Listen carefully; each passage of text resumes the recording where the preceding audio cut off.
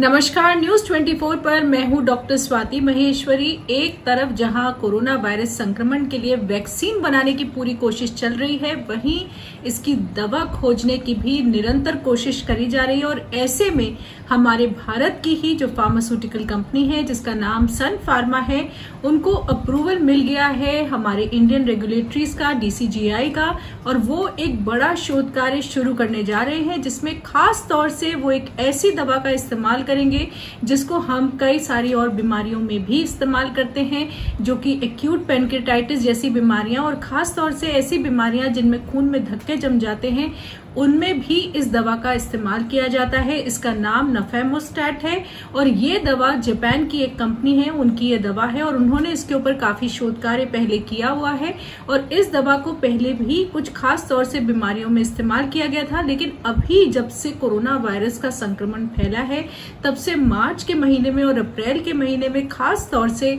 इस दवा के ऊपर ट्रायल्स हुए हैं, जो कि जापान में और यूरोप में हुए हैं और वहां उन्होंने इससे अच्छे रिजल्ट्स देखे हैं।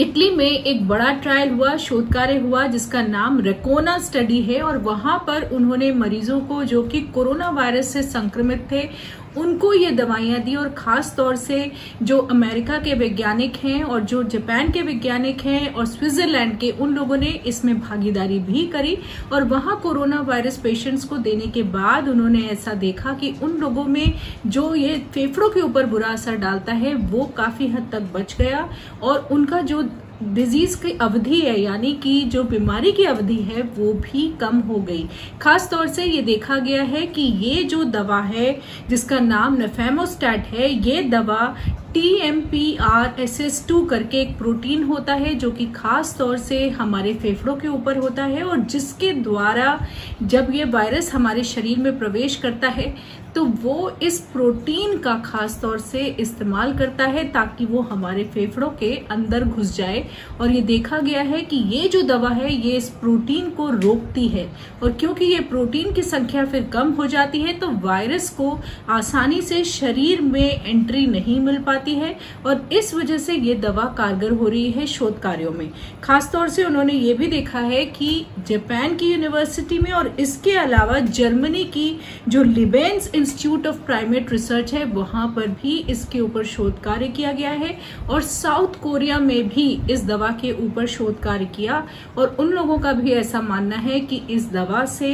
कोरोना वायरस से जो संक्रमित लोग हैं उनमें जो बीमारी है उसकी तीव्रता भी कम करी जा सकती है और उसकी अवधि भी कम करी जा सकती है। तो अब